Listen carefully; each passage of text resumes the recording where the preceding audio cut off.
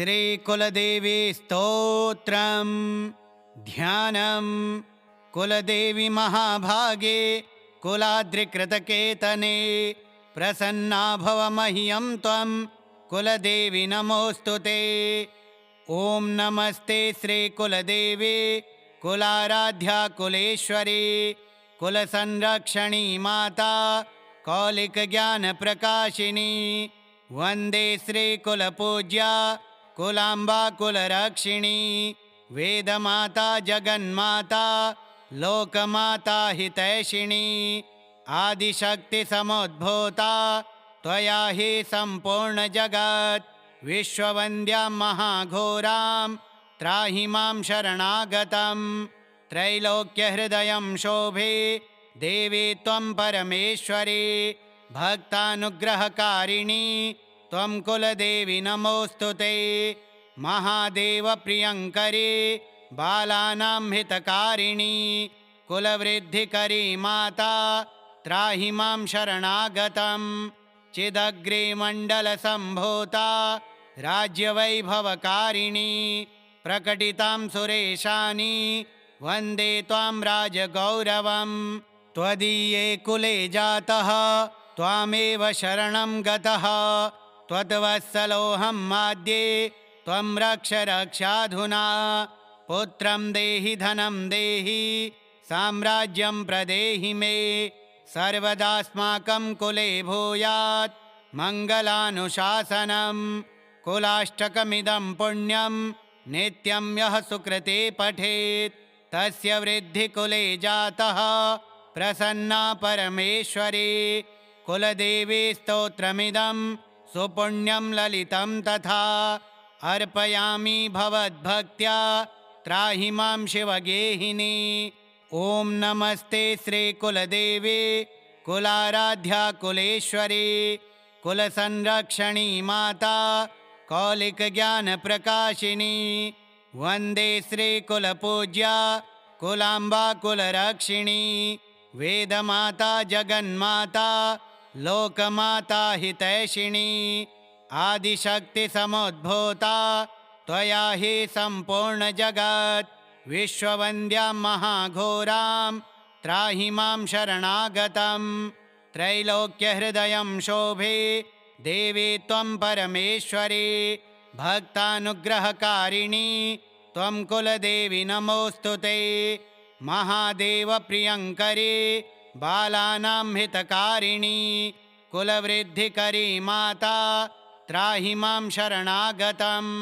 चिदग्रिमण्डलसम्भूता राज्यवैभवकारिणी प्रकटितां सुरेशानी वन्दे त्वां राजगौरवम्।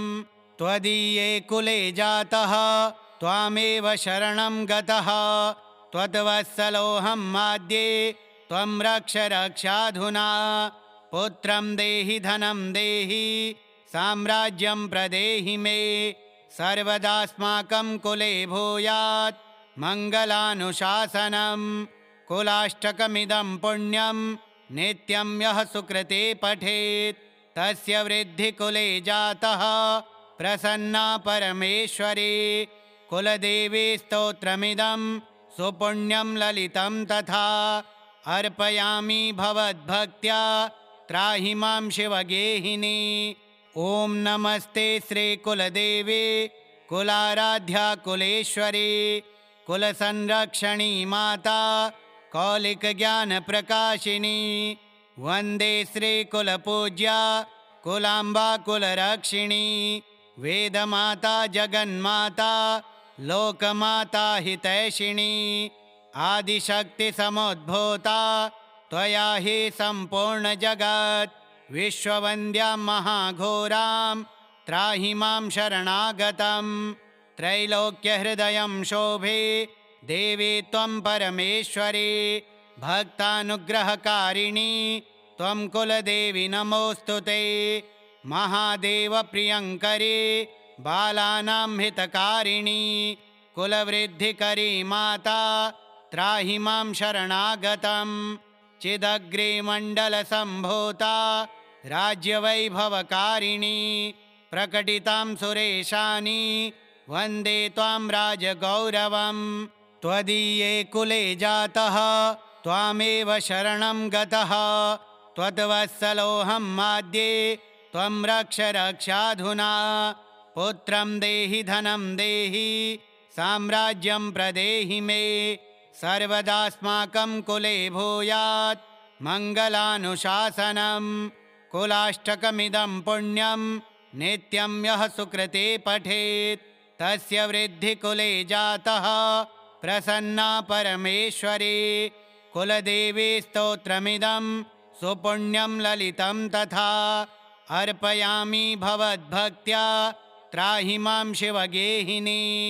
ॐ नमस्ते श्रीकुलदेवी कुलाराध्या कुलेश्वरी कुलसंरक्षणी माता कौलिकज्ञानप्रकाशिनी वन्दे श्रीकुलपूज्या कुलाम्बा कुलरक्षिणी वेदमाता जगन्माता लोकमाता हितैषिणी आदिशक्तिसमुद्भूता त्वया हि सम्पूर्णजगत् विश्ववन्द्यां महाघोरां त्राहि मां शरणागतं त्रैलोक्यहृदयं शोभे देवी त्वं परमेश्वरी भक्तानुग्रहकारिणी त्वं कुलदेवी नमोऽस्तु ते महादेवप्रियङ्करी बालानां हितकारिणी कुलवृद्धिकरी माता त्राहि मां शरणागतं चिदग्रिमण्डलसम्भूता राज्यवैभवकारिणी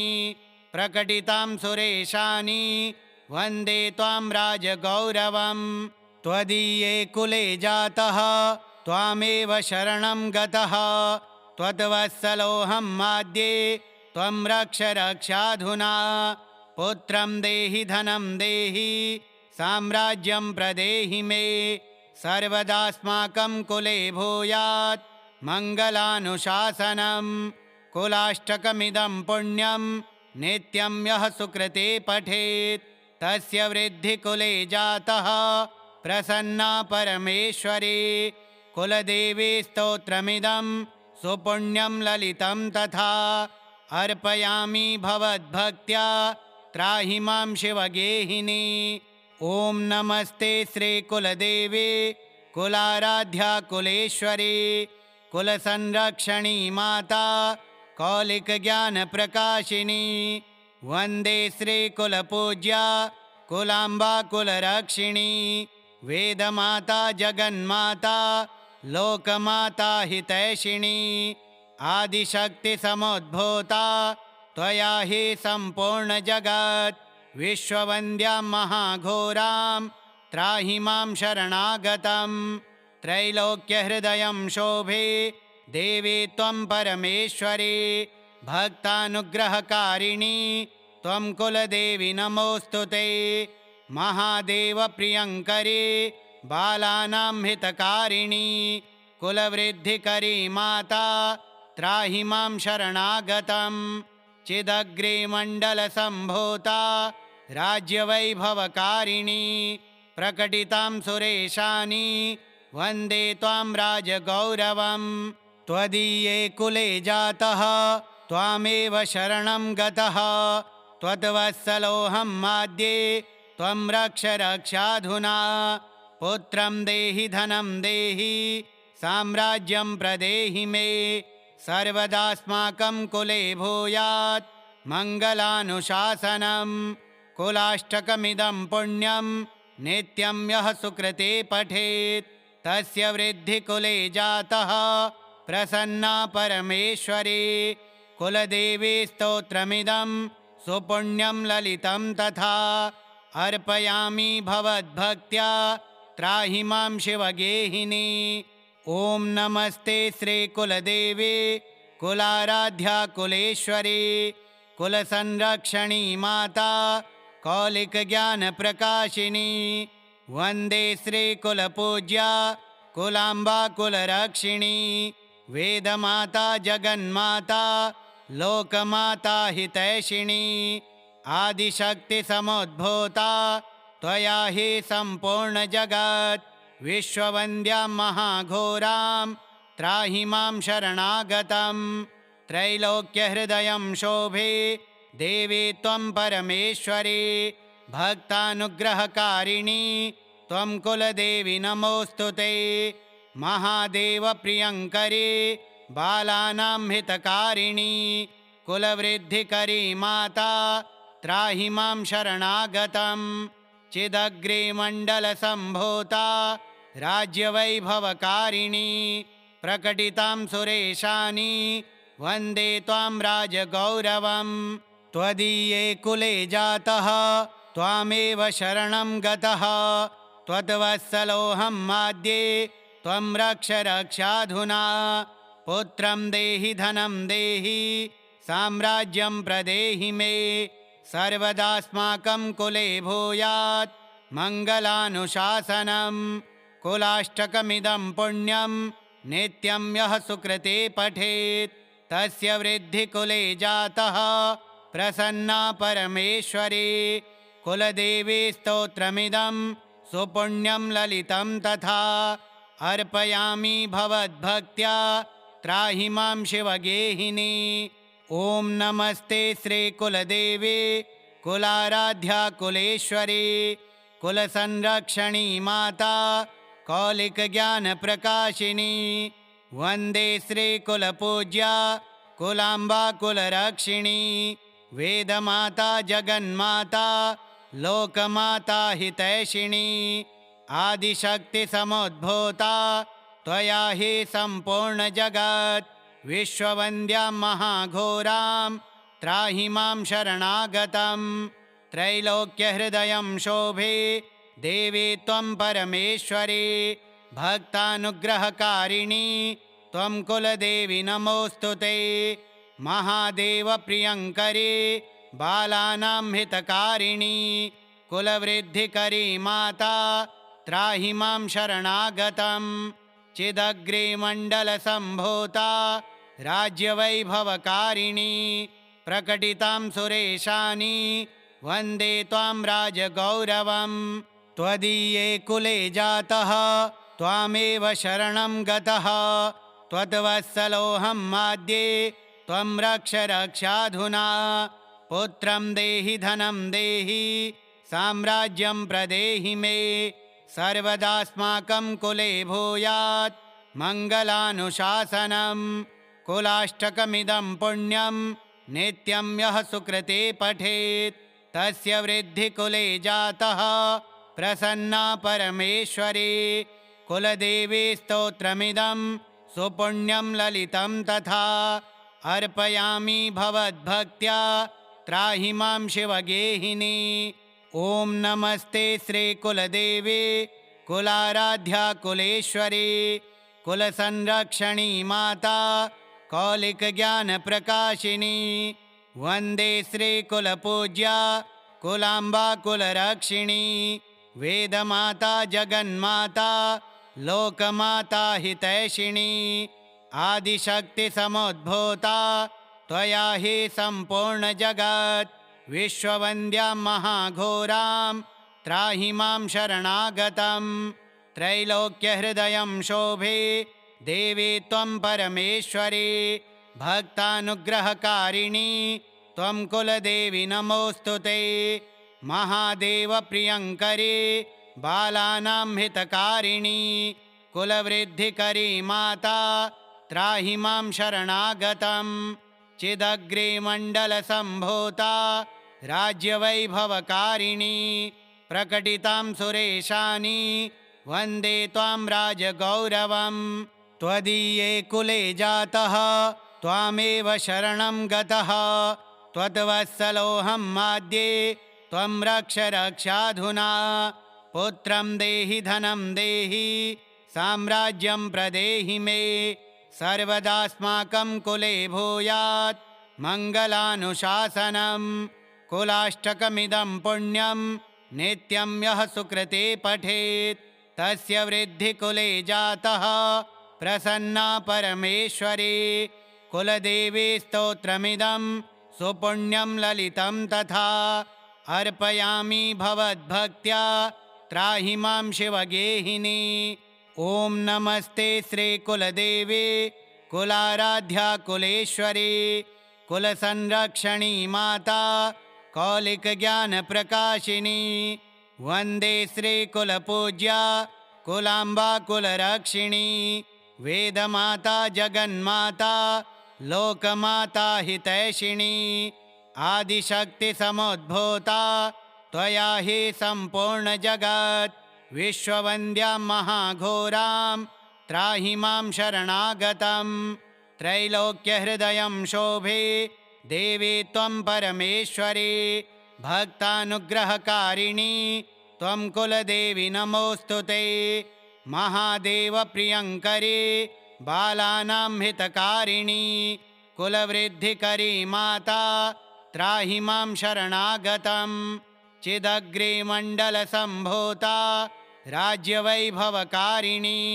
प्रकटितां सुरेशानि वन्दे त्वां राजगौरवं त्वदीये कुले जातः त्वामेव शरणं गतः त्वद्वत्सलोऽहं माद्ये त्वं रक्ष रक्षाधुना पुत्रं देहि धनं देहि साम्राज्यं प्रदेहि मे सर्वदास्माकं कुले भूयात् मङ्गलानुशासनं कुलाष्टकमिदं पुण्यं नित्यं यः सुकृते पठेत् तस्य वृद्धिकुले जातः प्रसन्ना परमेश्वरी कुलदेवी स्तोत्रमिदं सुपुण्यं ललितं तथा अर्पयामि भवद्भक्त्या त्राहि मां शिवगेहिनी ॐ नमस्ते श्रीकुलदेवी कुलाराध्या कुलेश्वरी कुलसंरक्षणी माता कौलिकज्ञानप्रकाशिनी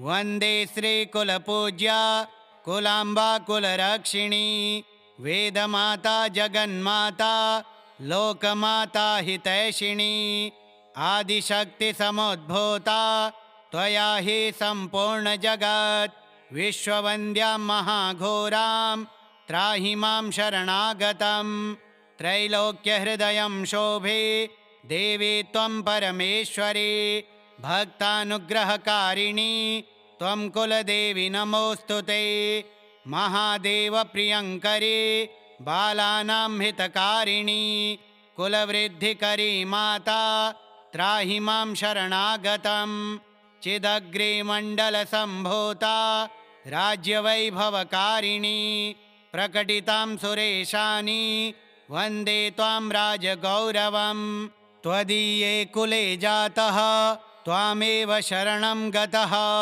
त्वद्वत्सलोऽहं माद्ये त्वं रक्ष रक्षाधुना पुत्रं देहि धनं देहि साम्राज्यं प्रदेहि मे सर्वदास्माकं कुले भूयात् मङ्गलानुशासनं कुलाष्टकमिदं पुण्यं नित्यं यः सुकृते पठेत् तस्य वृद्धिकुले जातः प्रसन्ना परमेश्वरी कुलदेवी स्तोत्रमिदं सुपुण्यं ललितं तथा अर्पयामि भवद्भक्त्या त्राहि मां शिवगेहिनी ॐ नमस्ते श्रीकुलदेवी कुलाराध्या कुलेश्वरी कुलसंरक्षणी माता कौलिकज्ञानप्रकाशिनी वन्दे श्रीकुलपूज्या कुलाम्बा कुलरक्षिणी वेदमाता जगन्माता लोकमाता हितैषिणी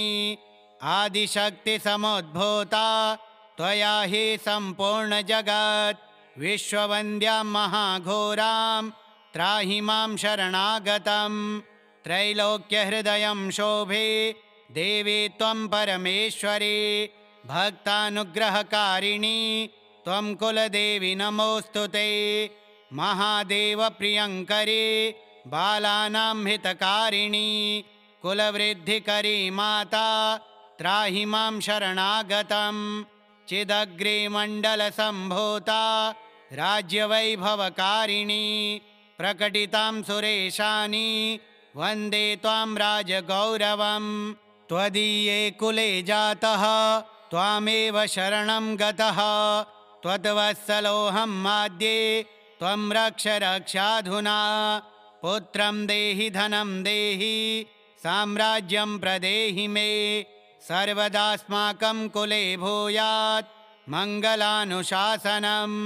कुलाष्टकमिदं पुण्यं नित्यं यः सुकृते पठेत् तस्य वृद्धिकुले जातः प्रसन्ना परमेश्वरी।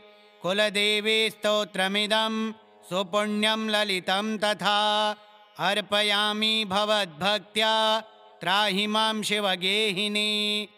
श्रीकुलदेवी स्तोत्रम्।